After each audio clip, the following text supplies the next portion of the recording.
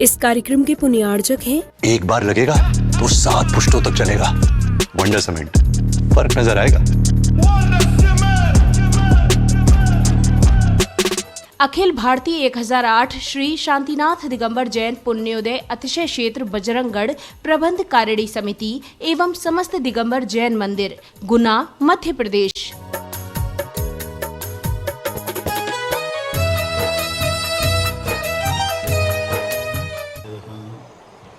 सर्वमंगल मांगल्यं सर्वकल्याण कारकं प्रधानं सर्वधर्माणां जैनं जयतु शास्त्रम् जैनं जयतु शास्त्रम्। पंच परमेष्टि भगवान की आचार्य श्री गुरुवर कुंद महाराज की पूज्य गुरुदेव आचार्य श्री विद्यासागर महाराज की मुनि पुंगव श्री सुधा सागर जी महाराज की समस्त आचार्य संघ की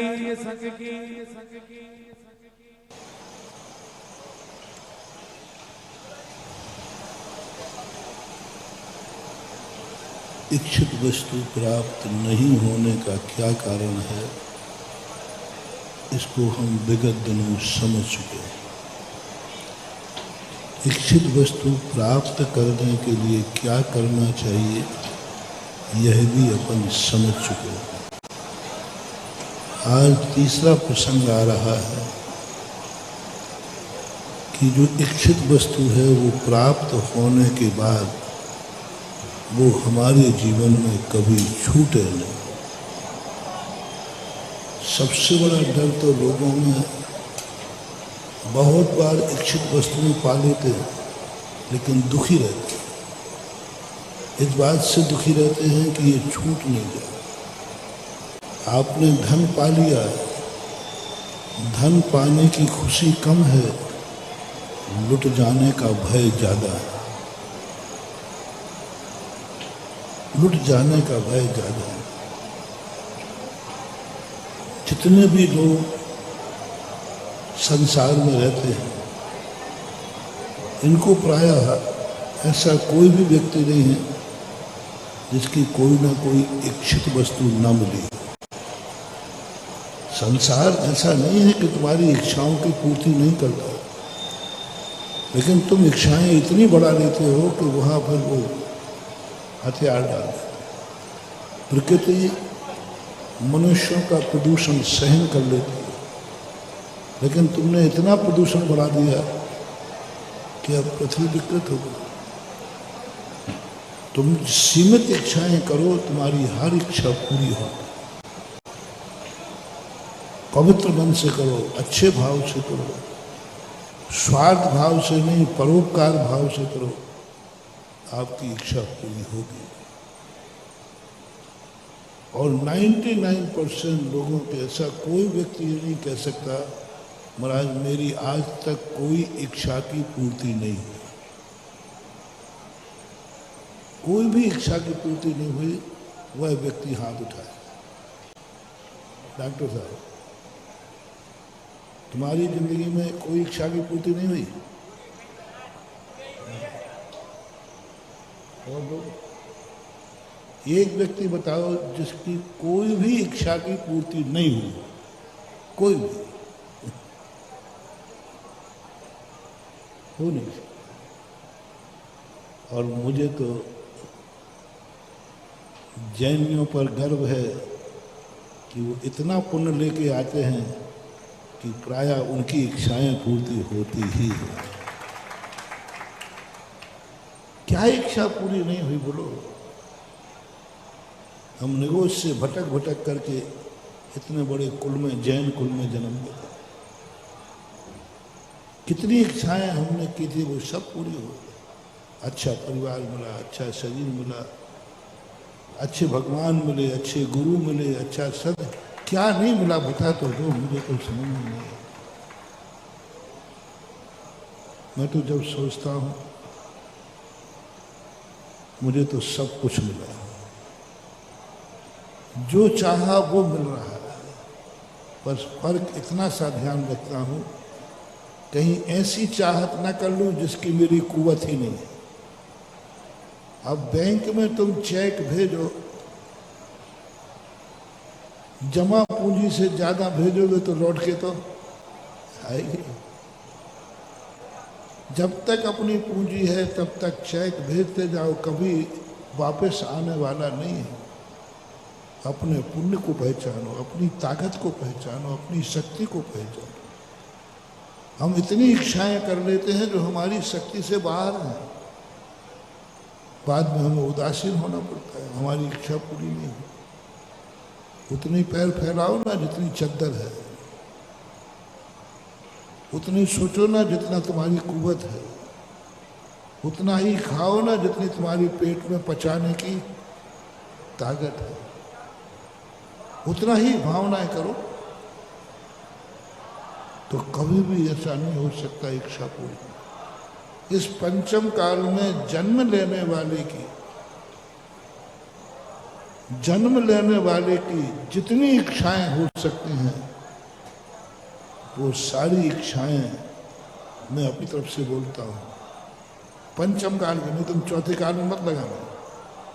हाँ, चौथे काल की तो केवल ज्ञान हो जाए, मोक्ष हो जाए। पंचम काल में जन्म लेने वाले, एक उच्च कुल में जन्म लेने वाले की, अच्छी आत्मा की कितनी इच्छाएं हो सकती हैं, वो सारी इच्छाएं मैं दावा करता हूं मेरी पूरी हुई है। बस एक समाधि की इच्छा और हो, वो अभी नहीं कर रहा हूँ, वो अभी मैंने इच्छा की नहीं है। और मुझे विश्वास है जिस दिन वो इच्छा हो जाएगी इस दिन वो भी पूरी होगी। आज तक जो किया वो सब तो हुआ, क्या चाहते हो इससे? समझ में नहीं आता मुझे, क्या चाहते हो इससे? इस पंचम काल में समस्त प्रकार के कार्यों से निवृत्त होकर के मोक्ष मार्ग पे आ गया, तब क्या इससे बड़ा और क्या है? इससे बड़ी और तुम्हारी क्या इच्छा थी? और जो इच्छाएं हैं वे सब तुम करो तो सब तुम्हारी दुर्गति के कारण है। वो इच्छाएं नहीं कहलाती, वो वासनाएं कहलाती। इच्छा में और वासना में कितना अंतर है? कोई को शराब पीने की इच्छा है तो इच्छा नहीं, वासना है। गुटखा खाने की इच्छा है, वासना है। गाली देने की इच्छा है, वासना है। किसी का बुरा विचारने की इच्छा है, वासना है। डाकू को डाका डालने की इच्छा है, वो वासना है, इच्छा नहीं है। वासना वो कहलाती है जो सुपर घाती होती है, अपना भी घात करती है और तुझे। और इच्छा वो कहलाती है जो किसी का घात नहीं करती। मोटिवेशन, जब जब किसी भावना में स्व और पर का विनाश हो, ऐसा भाव तुम्हारा उठ रहा हो तो उसे इच्छा मत कहना, उसे वासना कहना। अब वो कुछ भी हो सकता है जिसमें स्वयं को नुकसान है और सामने वाले को भी नुकसान है। ये सब वासनाएं हैं, संसार का कारण। इच्छा वो बोलते हैं जो स्वयं का भी कल्याण करती है और दूसरों को भी अच्छा लगता है। ऐसी इच्छा करो जिससे स्वयं का भी विकास हो और जो सुने उसको भी अच्छा लगे। वाह, यही बात।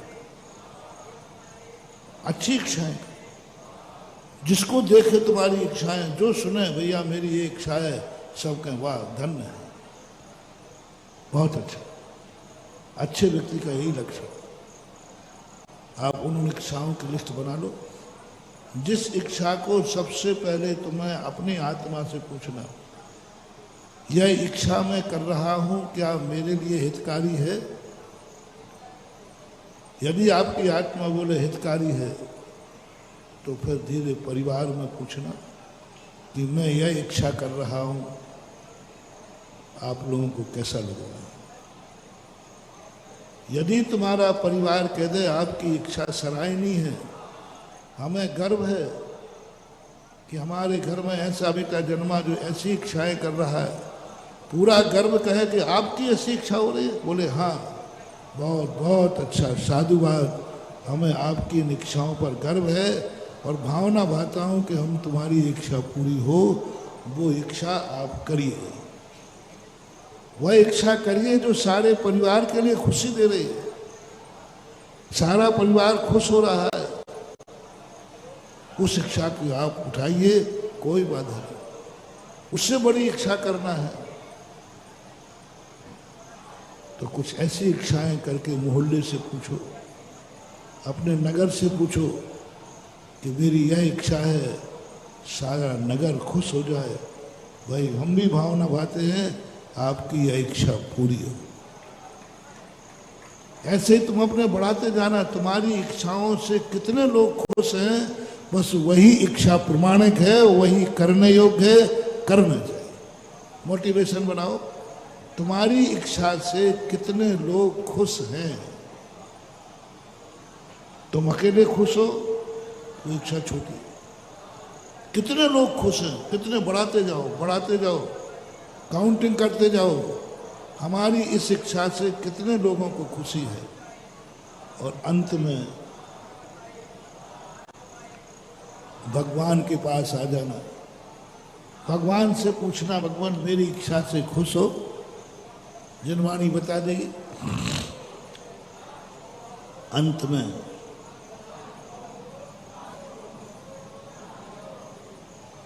गुरु के पास जाना और कहना, गुरु महाराज मैंने यह इच्छा की है, और गुरु को खुशी हो जाए, जाओ तुम्हारी जिंदगी की वह इच्छा जरूर पूरी होगी और तुम वो इच्छा के लिए इतनी ऊंचाइयां छूओगे कि तुम इतने महान हो कि तुमने वो इच्छा की जो गुरु को खुश कर दिया।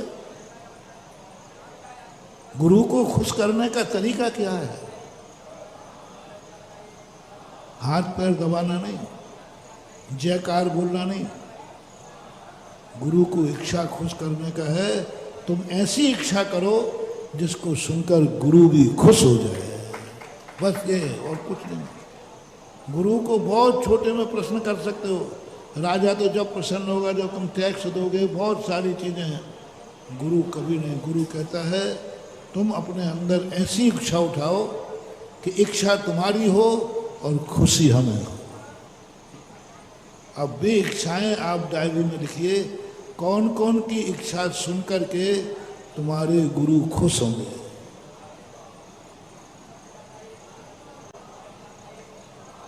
बोलो, आप तो बोलो, आप बोलो। महाराज हम समझिए, आप तो जब ही खुश होगे जब मुनि बनने का श्रीफल चढ़ाएंगे। हाँ, बात तो सही है, अंदर की बात तो यही है, लेकिन ये पूर्ण नहीं है, ऐसी बात नहीं। साधु 100% तो खुश जब ही होगा जब आप मुनि और आर्यिका बनने के लिए संकल्पबद्ध होंगे। लेकिन ऐसा नहीं कि 100 नंबर ही हो, कम नंबर लीजिए। आप वृत्ति बनने का भाव कीजिए, मेरे वृत्ति बनने का भाव है, गुरु महाराज खुश हो जाएंगे। वृत्ति नहीं बन सकते हो तो नियम लीजिए, मैं हफ्ते में एक दिन पुण्योदय तीर्थ क्षेत्र पर अभिषेक करने जाएंगे, ये मेरी इच्छा है।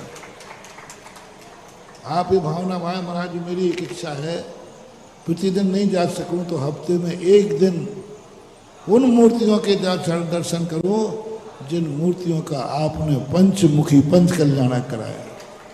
आज लो बजरंगगढ़ को खुश करना और मुझे खुश करना। कई लोग कहते महाराज भगवान को खुश करना तो सरल है, आपकी बड़ी आफत है, समझ में नहीं आता कि आप खुश कब होते हो। रहा हूं ना, मैं बता देता हूं, मैं खुद ही बता देता हूं। हर गुनाह के व्यक्ति से मैं खुश हो जाऊंगा, इतनी सी इच्छा करना है कि मैं हफ्ते में एक दिन पुण्योदय तीर्थ क्षेत्र में अभिषेक करने जाऊंगा। आप करके देख लो इच्छा, फिर मेरा चेहरा देख लेना, मेरा हाथ देख लेना, और हो सकता है बहुत अच्छी तरह संकल्प कर रहे हो तो तुम्हारे बिना कहे मैं पीछे उठाकर आशीर्वाद दे दूंगा। तुमने गुरु को खुश कर दिया ये इच्छा करके, मेरे और इच्छा और कुछ नहीं है। और इच्छा है तो महाराज जी हमें एक आशीर्वाद दीजिए, मैं साल भर में एक विधान शांतिनाथ भक्तांबर का पुण्योदय तीर्थ क्षेत्र में जाके करूं परिवार सहित। कितने बार? साल भर में एक। मैंने पहले संदेशा दिया था कहीं से, कितना सस्ता मार्ग बता रहा हूं। शांतिनाथ भगवान को खुश करना, महाराज को खुश करना को कितना सरल तरीका। प्रतिदिन नहीं कह रहा हूं, साल भर में एक बार शांतिनाथ भक्तांबर विधान करना है बजरंगगढ़ में पुण्योदय में। बस भगवान तुमसे ऐसा खुश होगा, जन्म जन्म तक भगवान का तुझे प्रसन्नता का प्रसाद मिलेगा, क्योंकि तूने संकल्प किया जीवन भर जब भी मैं स्वस्थ हूं, कोई परेशानी नहीं, मैं प्रति वर्ष एक विधान करूंगा। एक विधान 1 घंटे का विधान होता है, भक्तांबर में 1-1.25 घंटे लगता है। साल भर में एक बार परिवार सहित, अकेले मत जाओ, परिवार सहित जाओ, 1 घंटे विधान करेंगे। गुना के लोग, तुम बहुत भाग्यवान हो। इतने पास में इतना प्राचीन क्षेत्र मिलना किसी जिले के पास ऐसी से वो नहीं कि इतने पास हो। अशोकनगर का थोबंजी 35 किलोमीटर है। बड़े बड़े शहरों के पास क्षेत्र नहीं है। तुम्हारा तो 5, 6, 8 किलोमीटर पर क्षेत्र है, 5-7 किलोमीटर पर क्षेत्र है। गुना का एक परिवार का व्यक्ति नहीं बचना चाहिए। लो, मैं तुम्हें एक बहुत बड़ी कला सिखा रहा हूं। एक भी घर नहीं बचना चाहिए जो साल भर में एक विधान बजरंगगढ़ में जाके न करे। यानी प्रत्येक व्यक्ति नियम बना लो, और कुछ करूंगा या नहीं करूंगा, लेकिन साल भर का एक विधान तो पुण्योदय तीर्थ क्षेत्र में शांतिनाथ के दरबार में करूंगा। पर नियम पूर्वक करना, नियम लेके करना कि मैं प्रति वर्ष करूंगा। उसका नियम एक ऐसा होगा कि आप प्रति वर्ष देव पर्याय में जन्म लेकर अकृत्रिम चैत्यालय में पूजा करोगे, विधान करोगे, अष्टांग का पर्व मनाओगे। साल भर में एक बार तुमने भक्तांबर विधान करने का मौका लिया, और साल में 3 बार 8-8 दिन तक देव बनकर के नंदीश्वर द्वीप में साक्षात पूजन करोगे 8 याम, क्योंकि तुमने संकल्प किया। और हफ्ते में 1 दिन तीरथ का तुमने नियम ले लिया, तो जाओ, तुम्हें देव बन करके उन 100 अकृत्रिम चैत्यालयों का अभिषेक का गंधोदक मिलेगा। देव बन के करोगे, क्योंकि यहां तुमने नियम लिया है। देखो कैसे प्रसन्न नहीं होते गुरु। एक व्यक्ति ने ऐसे हमने प्रवचन दिया, तो उसने बहुत बड़ी गलती की थी, तो मैंने डांट दिया उसको और भगा दिया। मैंने कहा तू मेरा कमंडल नहीं छुएगा, तो भाग यहाँ था, भगा दिया।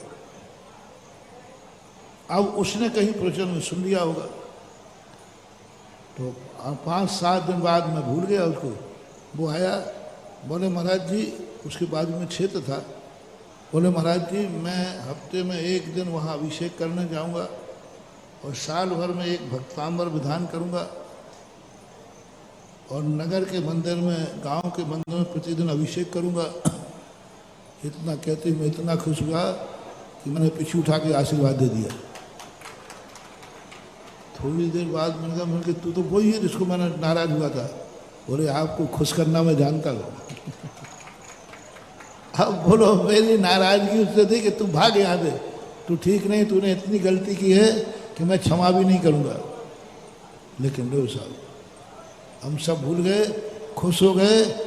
जिसको मैं आशीर्वाद नहीं दे रहा था वो पीछे लगवा के चला गया पट्टा, और खुश होना पड़ा।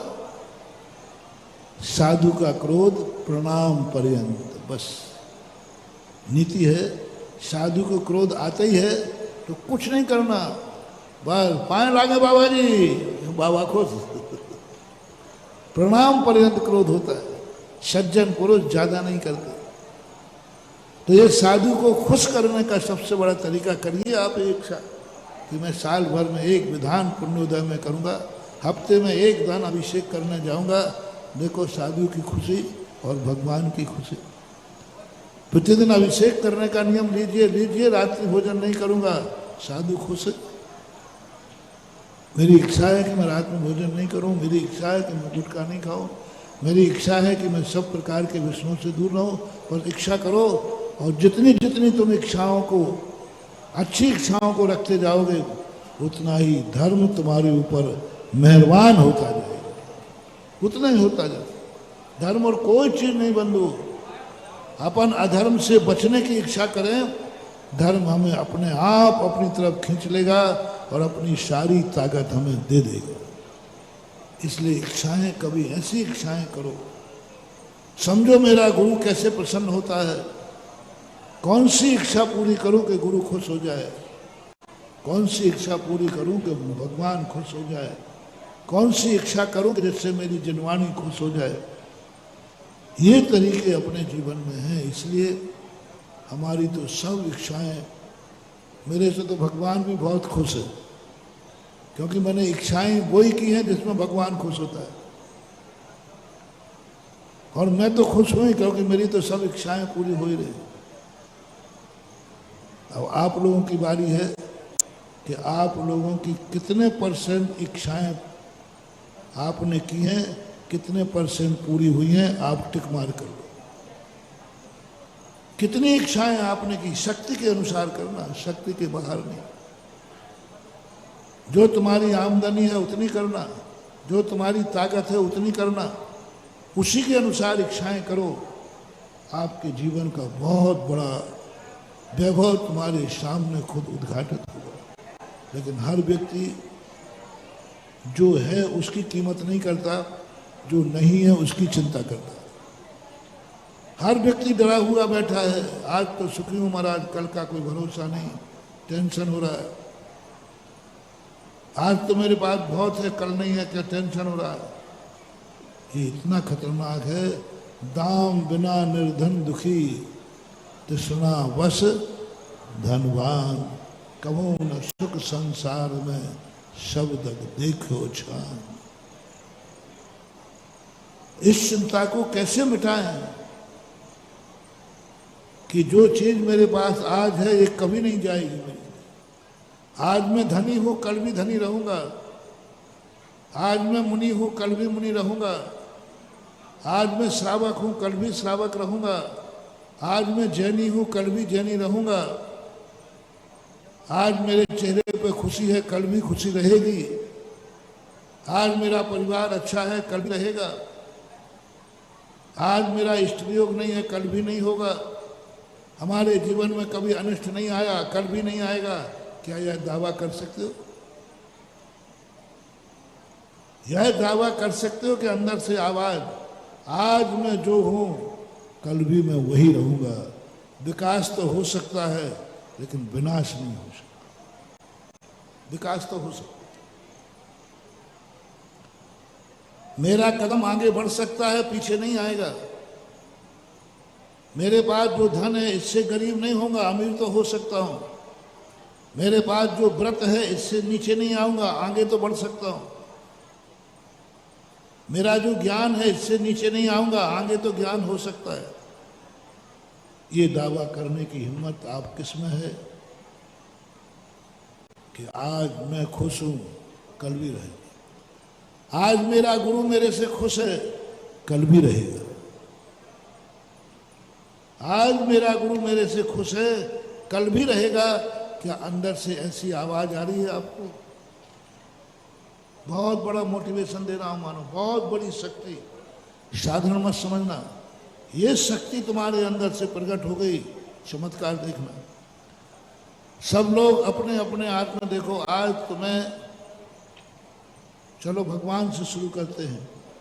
बोलो, तुम्हें सच्चा भगवान मिला है कि नहीं मिला है?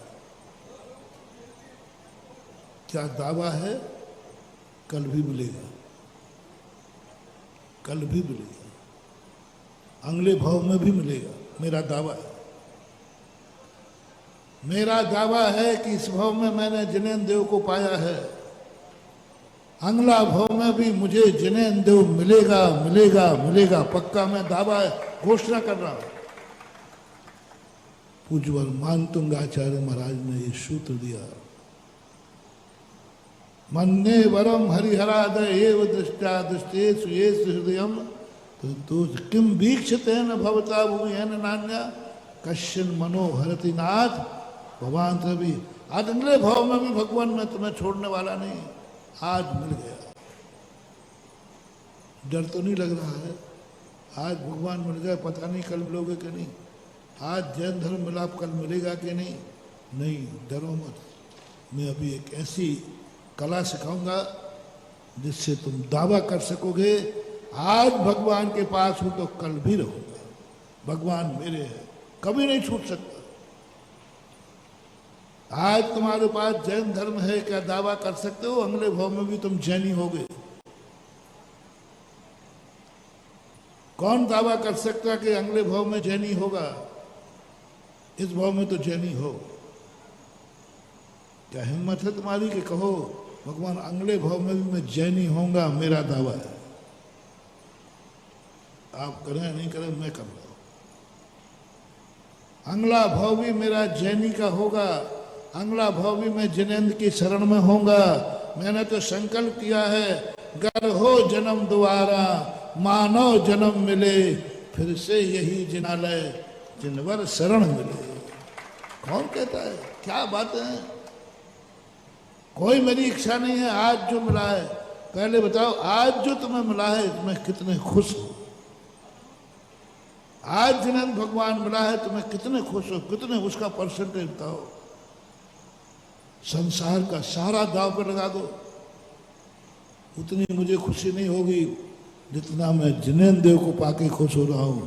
बस मानवा कुछ नहीं, दावा कर दो, प्रार्थना शुरू कर दो, गर हो जन्म दोबारा मानव जन्म मिले, फिर से यही जिनालय जिनवर, फिर से मुझे बजरंगगढ़ जैसे आदिनाथ शांतिनाथ भगवान मिले। मिलेगा, भावना कभी झूठी नहीं जाती। बोलो इस पंचमुखी पंचकल्याण में आनंद आया कि नहीं? ऊपर से मत बोलना। हाँ। और जिनको ये लग रहा हो है भगवान मुझे मालूम नहीं था इतने सस्ते में इतना आनंद आएगा, इतना आनंद स्वधर्म बनने में, इतना आनंद माता पिता बनने में, इतना आनंद कुबेर बनने में, इतना आनंद यज्ञ नायक बनने में, इतना आनंद, ये आनंद है। क्या है दुनिया का आनंद? सारे दुनिया के यदि एक आनंद को एक तरफ रखा जाए और पंचमुखी पंचकर्णक का आनंद एक तरफ रखा जाए तो ये आनंद ज्यादा है। या अंदर से परिणाम कर लो, आपको ये पंचमुखी पंचकर्णक आज भी मिला है, कल भी मिलेगा, आगे और नहीं, पंचमुखी नहीं 11 मुखी भी मिल जाएगा। मुखी करने में क्या 11 मुखी मिल जाए, 108 मुखी मिल जाए, 1008 मुखी मिल जाए, मिल सकता है, कोई बड़ी बात नहीं। इस दुनिया में सब कुछ अपन हासिल कर सकते हैं, बस उसके लिए एक विधि चाहिए। कहीं ये पंचकर्णक तुम्हें भार न बन गया हो, कहीं ये पंचकर्णक दुर्भाग्य न बन गया हो, ये पंचकर्णक तुम्हारी मजबूरी न बन गया हो। बस इतना करना है कि नहीं, कोई मजबूरी नहीं, मेरे तो अभाग्य हो, मिलेगा, दोबारा मिलेगा।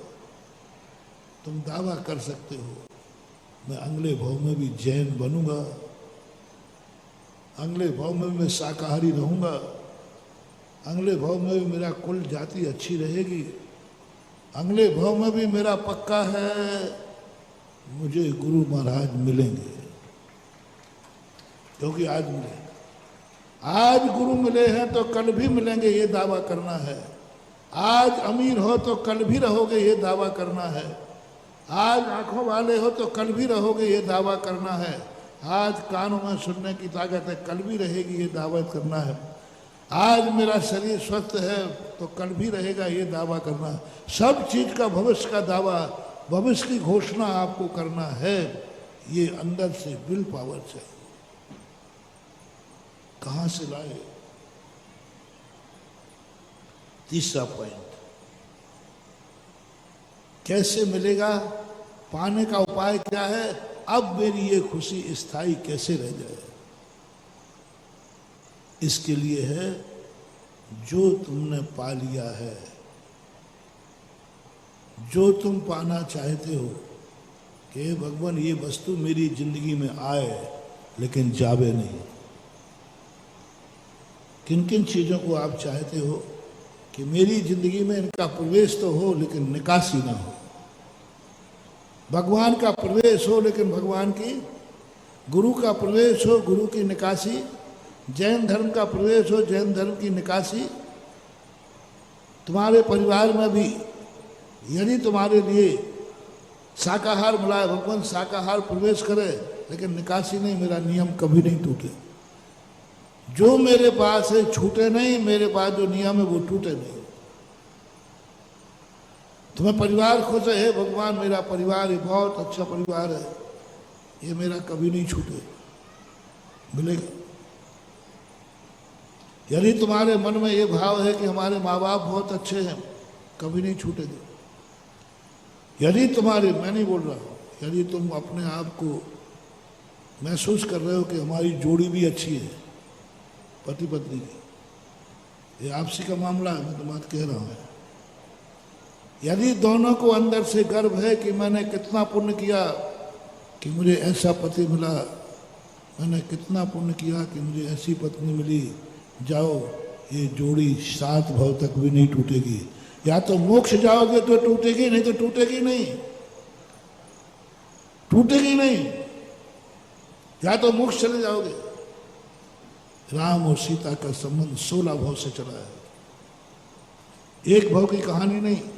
पद्म पुराण रविसेन आचार्य महाराज 16 भाव की कहानी है, 16 भाव से चल रहा है ये संबंध, एक भाव के नहीं। जब टूटा, जब एक को मोक्ष हो गया, रामचंद्र जी को मोक्ष हो गया, तब छूटा। ऐसे बहुत सारे उदाहरण हैं। ऐसे बेटा पे यदि तुम्हें गर्व है कि मेरा बेटा है, सदा मेरा बना रहे, मिल जाएगा। इससे और अच्छा मिलेगा, घटिया नहीं मिलेगी। पत्नी बदल भी जाएगी तो इससे अच्छी मिलेगी, इससे घटिया नहीं मिलेगी। बदल भी सकती है, क्योंकि संसार आगे पीछे मरे तो क्या करोगे, वो तुम्हारे देवों में बैठ के इंतजार थोड़ी करती रहेगी। वहाँ तो 48 मिनट में निश्चित करना पड़ता है, लेकिन तुम्हें मिलेगी तो इससे अच्छी मिलेगी। माँ बाप, यदि तुम्हें ये है कि तुम्हारे इतने अच्छे माँ बाप हैं, मुझे गर्व है, तो माँ बाप मुझे नहीं मिलेंगे तो इससे अच्छे मिलेंगे। गुरु महाराज पे गर्व है, मान लो ये गुरु महाराज नहीं मिले तो इनसे अच्छे गुरु महाराज मिलेंगे, घटिया नहीं मिलेंगे, इससे बढ़िया गुरु महाराज मिलेंगे। गणधर परमेष्ठी जैसे गुरु मिलेंगे। वह वस्तु मिले या ना मिले, लेकिन उससे बढ़िया मिलेगी। तीसरा पॉइंट जो मैं दे रहा हूं, आप उसकी कितना गुणानुवाद कर सकते हो, कितनी भक्ति कर सकते हो। ये भक्ति क्या है मुझे समझ में नहीं आई, क्यों की जाती है भक्ति। ये भक्ति संकट मोचक नहीं है। ये वस्तु भक्ति तुम्हें धन दौलत नहीं दिलाएगी। एक भक्ति वो भी है जो तुम्हारे पास है उसका सुरक्षा करेगी, कभी जिंदगी में जाने नहीं देगी, तुम्हारी खुशी को लुटना नहीं देगी। भक्ति का अर्थ होता है, यदि भगवान की हम सही भक्ति करेंगे, भक्तांबर पाठ में यदि हमने नियम ले लिया कि भगवान तेरे भक्ति के बिना मैं भोजन नहीं करूंगा, तेरी भक्ति के बिना मैं सहन नहीं करूंगा, तेरी भक्ति किए बिना मैं संसार का कोई कार्य नहीं करूंगा, मैं प्राण पर्यंत जीवन भर के लिए तेरे दर्शन का नियम लेता हूं। दर्शन तो तुम करते हो, कोई ज्यादा लाभ नहीं है। दर्शन का नियम लेते हो, कोई ज्यादा लाभ नहीं है। उस दर्शन पर बलिदान चढ़ाओ। यदि मुझे दर्शन नहीं मिला तो मैं अन्न जल ग्रहण नहीं करूंगा, बस आपका अब रजिस्ट्रेशन हो गया, अगले भाव में भी आपको जिनेंद्र मिलेगा, क्योंकि आपने बलिदान कर दिया, अन्न पानी का त्याग। भगवान का अभिषेक नहीं मिला, मैं भोजन नहीं करूंगा, नहीं करूंगा। बस अच्छी चीज पर ये उपदान कर लीजिए। इतना नहीं कर सके तो कोई नियम ले लीजिए, यदि मैं दर्शन नहीं मिला तो अन्न ग्रहण नहीं करूंगा, पानी दूध पी लूंगा। जो तुम्हारी शक्ति हो कुछ बलिदान करो, और जब तुम्हारी ऐसी भक्ति आ जाएगी कि तुम भगवान की भक्ति के लिए इतने उतावले हो रहे हो, बस यही हमारा रिजर्वेशन है। धन चाहिए तो धन की भक्ति करो, भगवान चाहिए तो भगवान की भक्ति करो। और भगवान की भक्ति का अर्थ है, भगवान की भक्ति का अर्थ क्या गुणानुवाद है? भगवान की भक्ति का अर्थ क्या पूजा है? ये तो अभिव्यक्ति है। भगवान की भक्ति का अर्थ है कि मैं मंदिर जा रहा हूं, मंदिर को अशुद्ध नहीं करूंगा, नहा के जाऊंगा, नहा के जाऊंगा, मंदिर को अशुद्ध नहीं करूंगा। ये भक्ति की शुरुआत देखना। मार तुम अर्घ चढ़ाना भक्ति मानते हो, मार गुणानुवाद करना भक्ति मानते हो, ये तो भक्त का लक्षण है। भक्ति कहाँ से शुरू होती है? मैं मंदिर में जाकर भगवान की भक्ति करूंगा, मैं मंदिर को अशुद्ध नहीं करूंगा। इसलिए लोग मंदिर में नहा धो के आते, गंदे कार्य करके नहीं आते। मंदिर को अशुद्ध नहीं करूंगा, मैं इसके लिए भगवान का अभिषेक करूंगा, अशुद्ध नहीं करूंगा। शुद्ध कपड़े पहनते हो, नहाते धोते हो, मैं भगवान को अशुद्ध नहीं करूंगा, भगवान के मंदिर को अशुद्ध नहीं करूंगा, भगवान की पूजन की थाली को अशुद्ध नहीं करूंगा। सब तरफ जो तुम इतने सावधानी रख रहे हो, मैं इसको जमीन पे नहीं गिरने दूंगा। क्या क्या आप करते हो मंदिर में आने के लिए? बस यही नियम सब जगह लागू कर दो। धन की भक्ति क्या है? आरती उतारना, ओम जय लक्ष्मी देवी। धन की भक्ति क्या है? आरती नहीं उतारना, अर्घ नहीं चढ़ाना। धन की भक्ति है, ये धन मेरे पास आया है, मैं नियम करता हूं इस धन को कभी गंदा नहीं होने दूंगा, इससे गंदे कार्य नहीं करूंगा। बस इतना सा कर लीजिए। धन तुम्हारी जिंदगी में कभी जाएगा नहीं। डाकू भी घर में घुस जाएगा, अंधा हो जाएगा। डाकू भी घर में घुस जाएगा, अंधा हो जाएगा। छापे वाले आएंगे, अंधे हो जाएंगे। और इस भाव में नहीं, अगले भाव में भी ये पूरी की पूरी संपत्ति तुम्हारे बाप के यहाँ पहले से मिल जाएगी। मात उसको गंदा मत करना, धन को गंदा मत करना। जैसे मैंने मंदिर से समझाया, पूजा करो या ना करो, भगवान की जय बोलो या नहीं बोलो, लेकिन मंदिर को गंदा मत करो, मूर्ति को गंदा मत करो, वेदी को गंदा मत करो। मन से, वचन से, काय से, कृत से, कार्य से, अनुमोदना से। बस यही फार्मूला आप लगा लीजिए, यही फार्मूला आप लगा लीजिए। मैं धन को गंदा नहीं करूंगा, बस धन से गंदे कार्य नहीं करूंगा। बस धन से मैं ऐसे कोई कार्य नहीं करूंगा जो मेरे गुरु को नाश हो जाए, मेरा परिवार नाशक हो जाए, हमारी जिंदगी खराब हो जाए। बस आज से नियम ले लो, हम धन से गुटखा नहीं खरीदेंगे, शराब नहीं पिएंगे, पापों में खर्च नहीं करेंगे, गलत कार्यों में खर्च नहीं करेंगे। मैं, धन मेरा पावन है, धन मुझे पुण्य से मिला है। जो भी धन मिला महानुभाव किसी पाप के पेड़ पर नहीं लगा है, किसी धर्म के पेड़ पर लगा है। जो भी अपने पास धन है, कोई ना कोई दान किया होगा, कोई ना कोई मंदिर बनाया होगा, कोई ना कोई पूजा पाठ की होगी, कोई ना पंचकर्णक में आप इंद्र बने होंगे। इस कारण से आज तुम्हारे पास धन है, धर्म के वृक्ष का धन है, इसे गंदा मत होने देना। बस एक ही बात है, गंदा नहीं होने। गंदे व्यक्ति के यहाँ नहीं जाएगा। मेरा धन, ओहो कैसे मिला महानुभाव तुम्हारा धन? शास्त्रों में पढ़ो। तुमने कभी, ये मकान कैसे बन गया हवेली, बहुत बढ़िया, ऐसे नहीं महानुभाव। ये मकान कभी तुमने बहुत बड़ा जिनेन्द्र देव का मंदिर बनाया होगा, उसके ऊपर फल मकान लगाया है। उस मकान में गंदे कार्य मत होने देना, क्योंकि वो मंदिर बनाने के बदले में मिला है।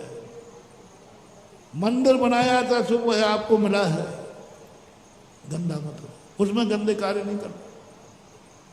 धन आपने कभी दान दिया होगा, जैसे इंद्र जैसी बोलियां ली होंगी,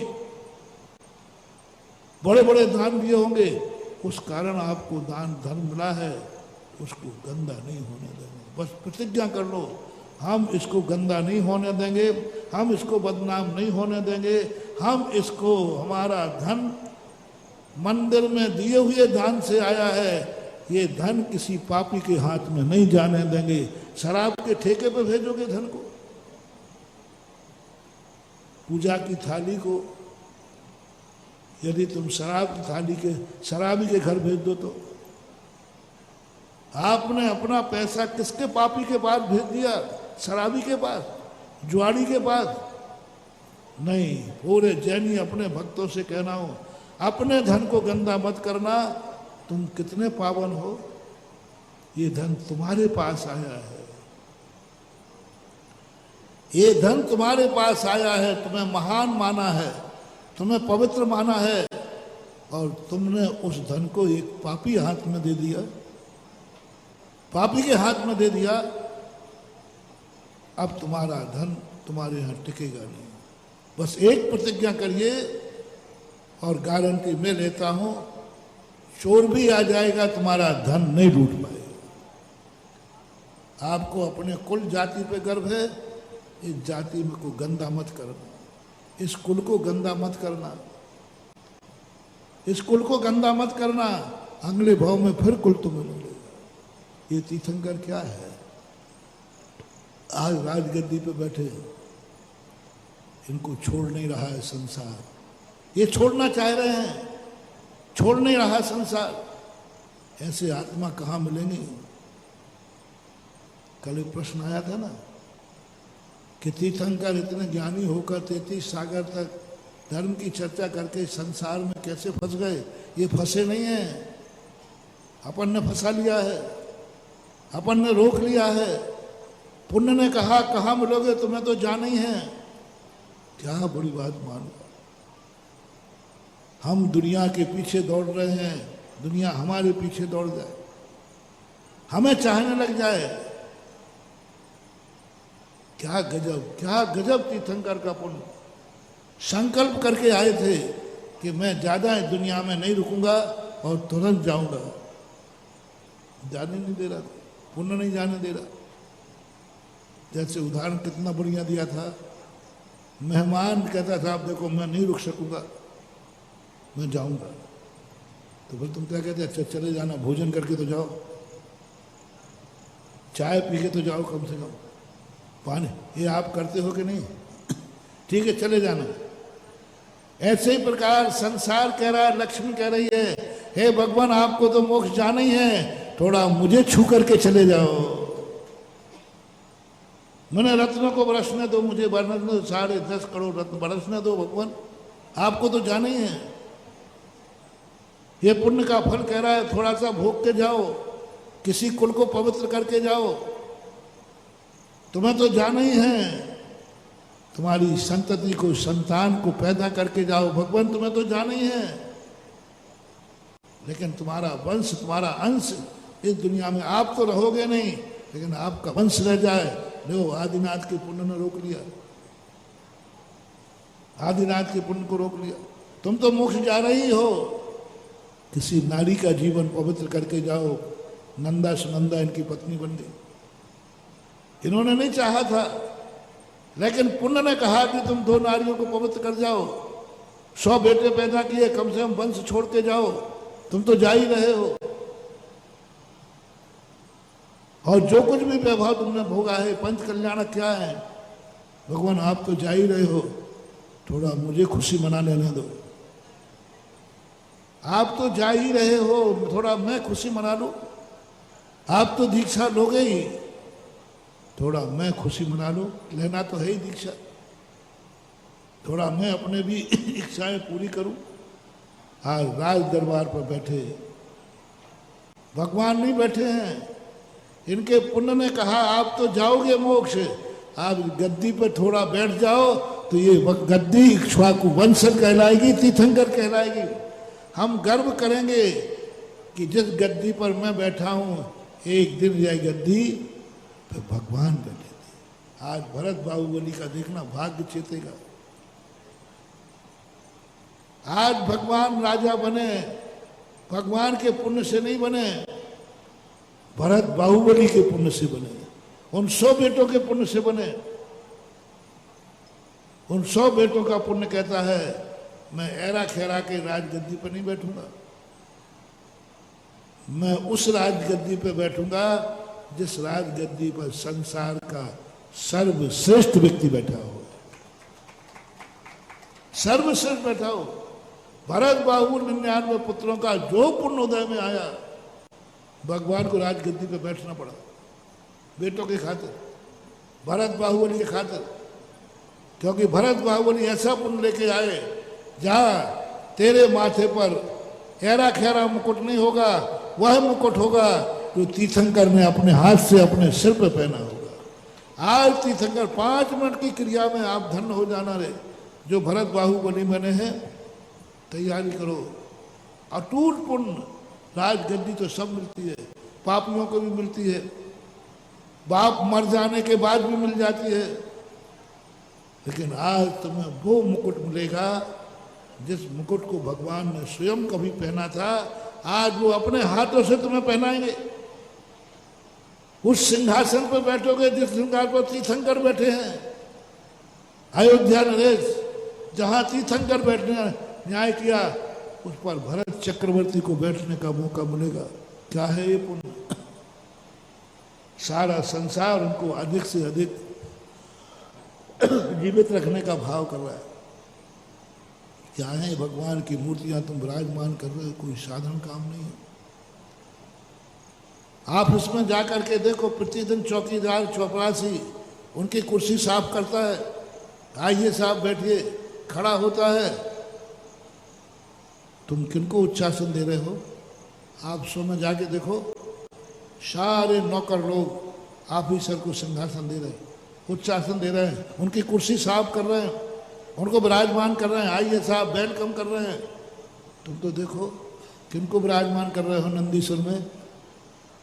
त्रिलोकीनाथ को तुम सिंहासन दे रहे हो, त्रिलोकीनाथ को विराजमान कर रहे हो। एक मूर्ति विराजमान करने का पुण्य संसार में उससे बड़ा कोई व्यक्ति नहीं आता। जिसने भगवान को उच्चासन दिया है, जिसने भगवान की मूर्ति विराजमान कर दी है, उसने कोई साधारण काम नहीं किया। उसने सिंहासन दिया तो भगवान को दिया, और जो भगवान को सिंहासन दे देता है उसका सिंहासन अमर हो जाता है, अमर हो जाता है। जीता हुआ सिंहासन कोई नहीं छोड़ता। लेकिन ये तीर्थंकर का सिंहासन था, भरत हार गया, फिर भी सिंहासन मिल गया।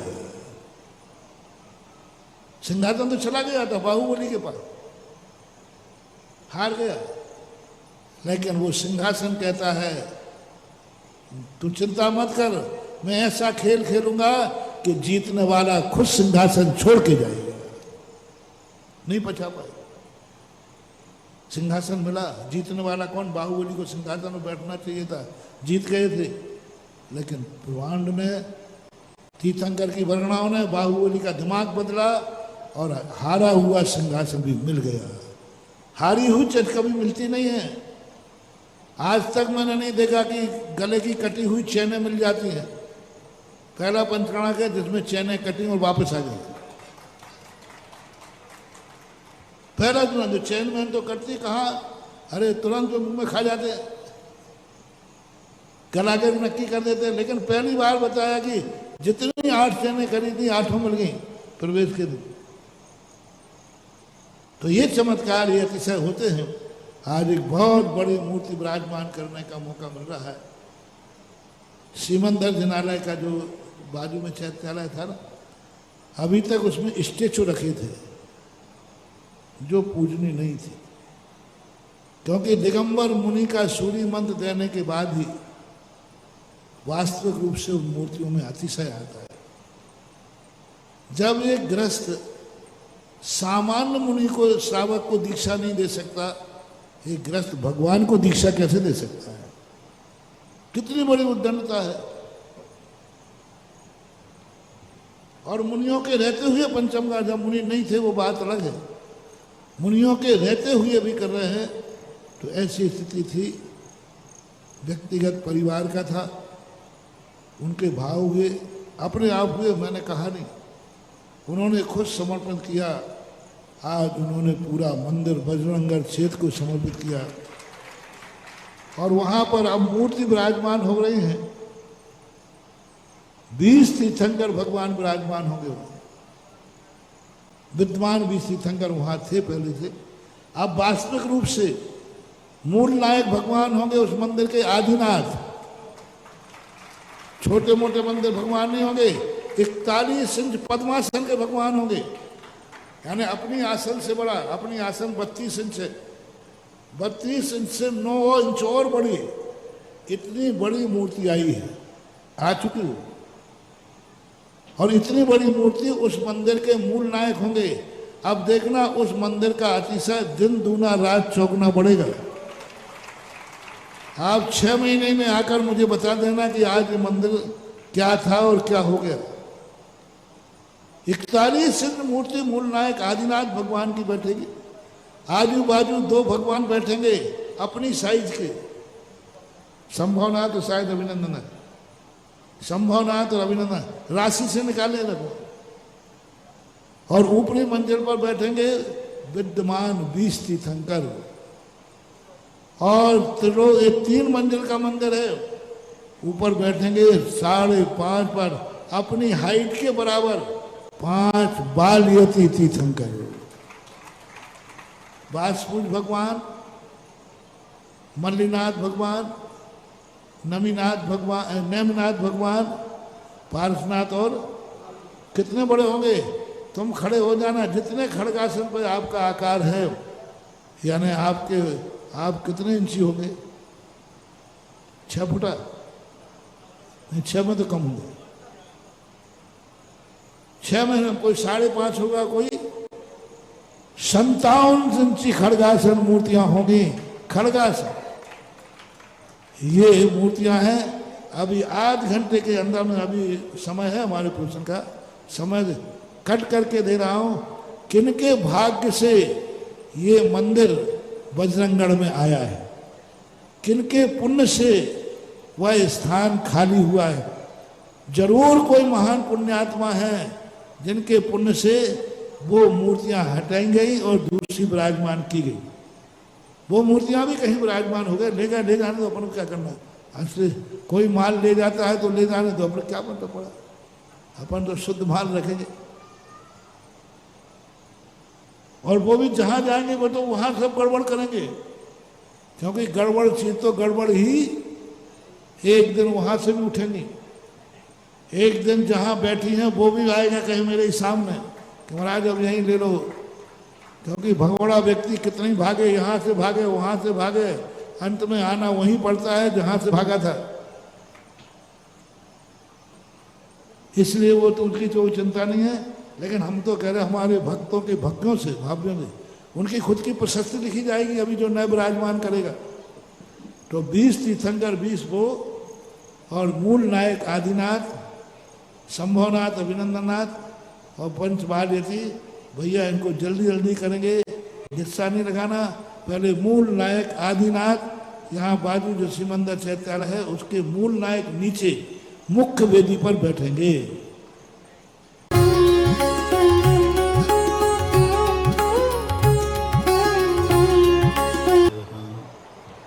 सर्वमंगल मांगल्यम सर्वकल्याण कारकम प्रधानम सर्व धर्माणां जैनम जयतु शास्त्रम जैनम जयतु शास्त्रम।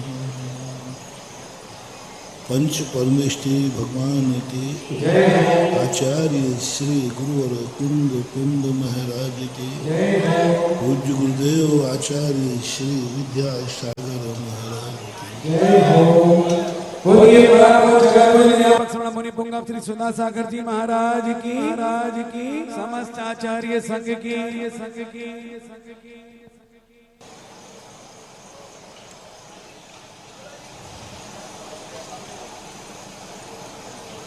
इच्छित वस्तु प्राप्त नहीं होने का क्या कारण है, इसको हम विगत दिनों समझ चुके हैं। इच्छित वस्तु प्राप्त करने के लिए क्या करना चाहिए, यह भी अपन समझ चुके हैं। आज तीसरा प्रसंग आ रहा है कि जो इच्छित वस्तु है वो प्राप्त होने के बाद वो हमारे जीवन में कभी छूटे नहीं। सबसे बड़ा डर तो लोगों में बहुत बार इच्छित वस्तुएं पा लेते हैं लेकिन दुखी रहते हैं। इस बात से दुखी रहते हैं कि ये छूट नहीं गया। आपने धन पा लिया, धन पाने की खुशी कम है, लुट जाने का भय ज़्यादा है। लुट जाने का भय ज़्यादा है।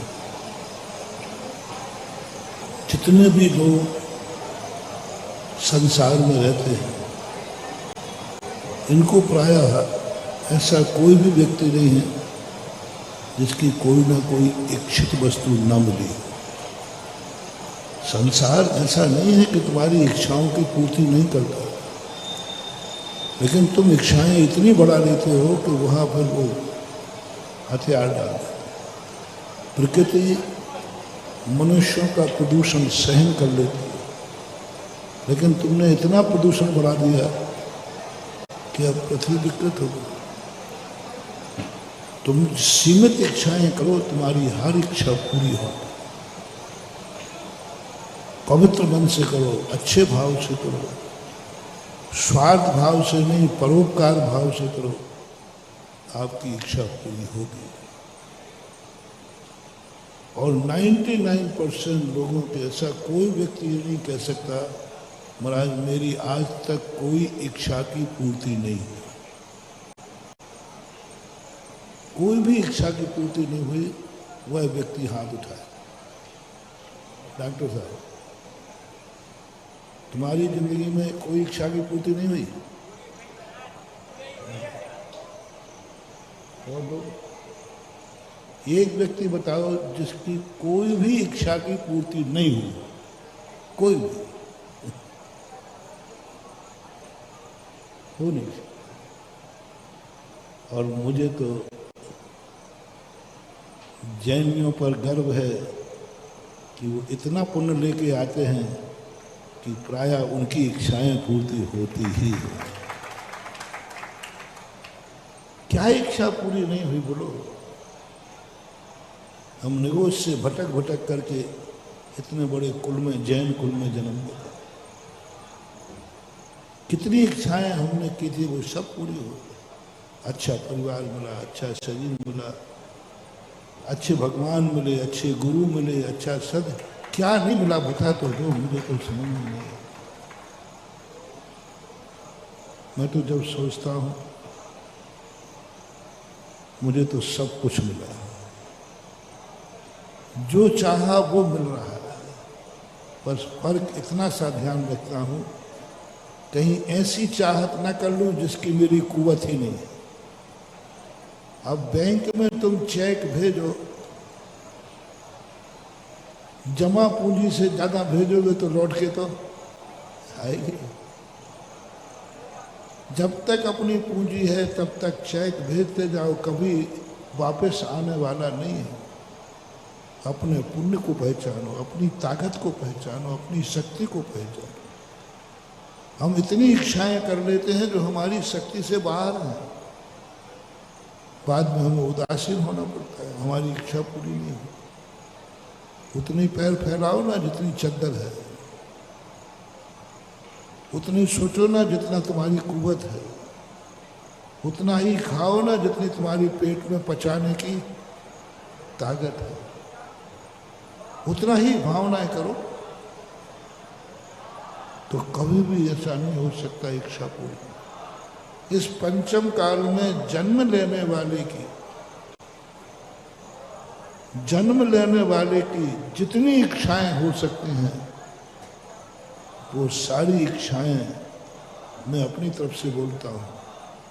पंचम काल के, नहीं तुम चौथे काल में मत लगाना। हाँ, चौथे काल की तो केवल ज्ञान हो जाए, मोक्ष हो जाए। पंचम काल में जन्म लेने वाले, एक उच्च कुल में जन्म लेने वाले की, अच्छी आत्मा की कितनी इच्छाएं हो सकती हैं, वो सारी इच्छाएं मैं दावा करता हूं मेरी पूरी हुई है। बस एक समाधि की इच्छा और होगी, वो अभी नहीं कर रहा हूँ, वो अभी मैंने इच्छा की नहीं है। और मुझे विश्वास है जिस दिन वो इच्छा हो जाएगी, इस दिन वो भी पूरी होगी। आज तक जो किया वो सब तो हुआ। क्या चाहते हो इससे? समझ में नहीं आता मुझे, क्या चाहते हो इससे? इस पंचम काल में समस्त प्रकार के कार्यों से निवृत्त होकर के मोक्ष मार्ग पे आ गया, तब क्या इससे बड़ा और क्या है? इससे बड़ी और तुम्हारी क्या इच्छा थी? और जो इच्छाएं हैं वे सब तुम करो तो सब तुम्हारी दुर्गति के कारण है। वो इच्छाएं नहीं कहलाती, वो वासनाएं कहलाती। इच्छा में और वासना में कितना अंतर है? कोई को शराब पीने की इच्छा है तो इच्छा नहीं, वासना है। गुटखा खाने की इच्छा है, वासना है। गाली देने की इच्छा है, वासना है। किसी का बुरा विचारने की इच्छा है, वासना है। डाकू को डाका डालने की इच्छा है, वो वासना है, इच्छा नहीं है।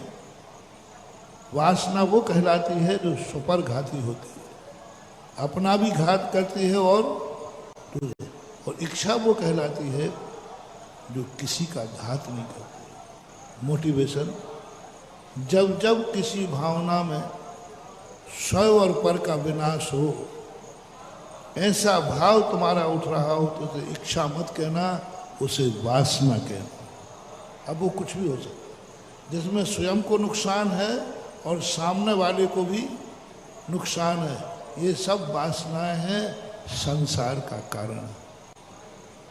इच्छा वो बोलते हैं जो स्वयं का भी कल्याण करती है और दूसरों को भी अच्छा लगता है। ऐसी इच्छा करो जिससे स्वयं का भी विकास हो और जो सुने उसको भी अच्छा लगे। वाह, यही बात। अच्छी इच्छाएं, जिसको देखे तुम्हारी इच्छाएं, जो सुने भैया मेरी ये इच्छा है, सब कहें वाह धन्य है, बहुत अच्छा। अच्छे व्यक्ति का यही लक्ष्य। आप उन इच्छाओं की लिस्ट बना लो। जिस इच्छा को सबसे पहले तुम्हें अपनी आत्मा से पूछना, यह इच्छा मैं कर रहा हूं क्या मेरे लिए हितकारी है? यदि आपकी आत्मा बोले हितकारी है तो फिर धीरे परिवार में पूछना कि मैं यह इच्छा कर रहा हूं, आप लोगों को कैसा लगेगा? यदि तुम्हारा परिवार कह दे आपकी इच्छा सराहनीय है, हमें गर्व है कि हमारे घर में ऐसा बेटा जन्मा जो ऐसी इच्छाएं कर रहा है, पूरा गर्व कहे कि आपकी ऐसी इच्छा हो रही है, बोले हाँ बहुत बहुत अच्छा, साधुवाद, हमें आपकी इन इच्छाओं पर गर्व है और भावना भाता हूँ कि हम तुम्हारी इच्छा पूरी हो, वो इच्छा आप करिए।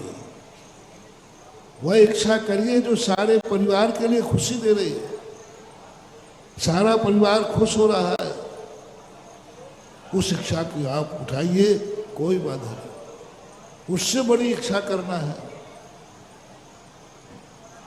तो कुछ ऐसी इच्छाएं करके मोहल्ले से पूछो, अपने नगर से पूछो कि मेरी यह इच्छा है, सारा नगर खुश हो जाए। भाई हम भी भावना भाते हैं आपकी यह इच्छा पूरी हो।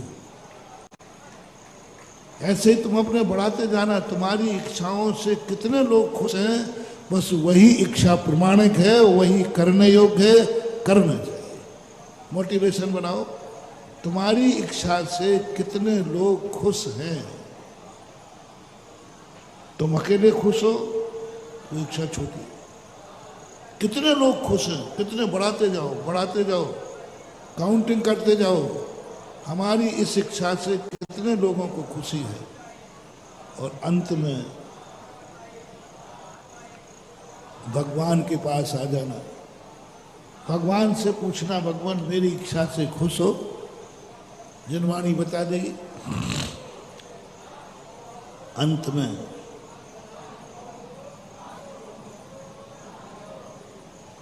गुरु के पास जाना और कहना, गुरु महाराज मैंने यह इच्छा की है, और गुरु को खुशी हो जाए, जाओ तुम्हारी जिंदगी की वह इच्छा जरूर पूरी होगी, और तुम वो इच्छा के लिए इतनी ऊंचाइयां छूओगे कि तुम इतने महान हो कि तुमने वो इच्छा की जो गुरु को खुश कर दिया। गुरु को खुश करने का तरीका क्या है? हाथ पैर दबाना नहीं, जयकार बोलना नहीं। गुरु को इच्छा खुश करने का है, तुम ऐसी इच्छा करो जिसको सुनकर गुरु भी खुश हो जाए। बस ये, और कुछ नहीं। गुरु को बहुत छोटे में प्रश्न कर सकते हो। राजा तो जब प्रसन्न होगा जब तुम टैक्स दोगे, बहुत सारी चीजें हैं। गुरु कभी नहीं। गुरु कहता है तुम अपने अंदर ऐसी इच्छा उठाओ कि इच्छा तुम्हारी हो और खुशी हमें हो। अब भी इच्छाएं आप डायरी में लिखिए, कौन कौन की इच्छा सुन करके तुम्हारे गुरु खुश होंगे।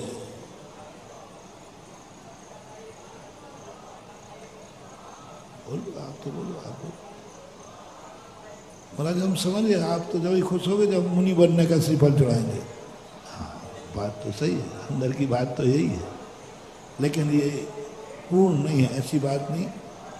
साधु 100% तो खुश जब ही होगा जब आप मुनि और आर्यिका बनने के लिए संकल्पबद्ध होंगे। लेकिन ऐसा नहीं कि 100 नंबर ही हो, कम नंबर लीजिए। आप वृत्ति बनने का भाव कीजिए, मेरे वृत्ति बनने का भाव है, गुरु महाराज खुश हो जाएंगे। वृत्ति नहीं बन सकते हो तो नियम लीजिए, मैं हफ्ते में एक दिन पुण्योदय तीर्थ क्षेत्र पर अभिषेक करने जाएंगे, ये मेरी इच्छा है। आप ये भावना भाई, महाराज जी मेरी एक इच्छा है, प्रतिदिन नहीं जा सकूं तो हफ्ते में एक दिन उन मूर्तियों के दर्शन करो जिन मूर्तियों का आपने पंचमुखी पंच कल्याण कराया। आज लो बजरंगगढ़ को खुश करना और मुझे खुश करना। कई लोग कहते महाराज भगवान को खुश करना तो सरल है, आपकी बड़ी आफत है, समझ में नहीं आता कि आप खुश कब होते हो। हो रहा हूं ना, मैं बता देता हूं, मैं खुद ही बता देता हूं। हर गुनाह के व्यक्ति से मैं खुश हो जाऊंगा, इतनी सी इच्छा करना है कि मैं हफ्ते में एक दिन पुण्योदय तीर्थ क्षेत्र में अभिषेक करने जाऊंगा। आप करके देख लो इच्छा, फिर मेरा चेहरा देख लेना, मेरा हाथ देख लेना, और हो सकता है बहुत अच्छी तरह संकल्प कर रहे हो तो तुम्हारे बिना कहे मैं पीछे उठाकर आशीर्वाद दे दूंगा। तुमने गुरु को खुश कर दिया ये इच्छा करके, मेरे और इच्छा और कुछ नहीं है। और इच्छा है तो महाराज जी हमें एक आशीर्वाद दीजिए, मैं साल भर में एक विधान शांतिनाथ भक्तांबर का पुण्योदय तीर्थ क्षेत्र में जाके करूं परिवार सहित। कितने बार? साल भर में एक। मैंने पहले संदेशा दिया था कहीं से, कितना सस्ता मार्ग बता रहा हूं। शांतिनाथ भगवान को खुश करना, महाराज को खुश करना का कितना सरल तरीका। प्रतिदिन नहीं कह रहा हूं, साल भर में एक बार शांतिनाथ भक्तांबर विधान करना है बजरंगगढ़ में पुण्योदय में। बस भगवान तुमसे ऐसा खुश होगा, जन्म जन्म तक भगवान का तुझे प्रसन्नता का प्रसाद मिलेगा, क्योंकि तूने संकल्प किया जीवन भर जब भी मैं स्वस्थ हूं, कोई परेशानी नहीं, मैं प्रति वर्ष एक विधान करूंगा। एक विधान 1 घंटे का विधान होता है, भक्तांबर में 1 सवा घंटे लगता है। साल भर में एक बार परिवार सहित, अकेले मत जाओ, परिवार सहित जाओ, 1 घंटे विधान करेंगे। गुना के लोग, तुम बहुत भाग्यवान हो। इतने पास में इतना प्राचीन क्षेत्र मिलना किसी जिले के पास ऐसी से वो नहीं कि इतने पास हो। अशोकनगर का थोबंजी 35 किलोमीटर है। बड़े बड़े शहरों के पास क्षेत्र नहीं है। तुम्हारा तो 5, 6, 8 किलोमीटर पर क्षेत्र है, 5-7 किलोमीटर पर क्षेत्र है। गुना का एक परिवार का व्यक्ति नहीं बचना चाहिए। लो, मैं तुम्हें एक बहुत बड़ी कला सिखा रहा हूं। एक भी घर नहीं बचना चाहिए जो साल भर में एक विधान बजरंगगढ़ में जाके न करे। यानी प्रत्येक व्यक्ति नियम बना लो, और कुछ करूंगा या नहीं करूंगा, लेकिन साल भर का एक विधान तो पुण्योदय तीर्थ क्षेत्र में शांतिनाथ के दरबार में करूंगा। पर नियम पूर्वक करना, नियम लेके करना कि मैं प्रति वर्ष करूंगा।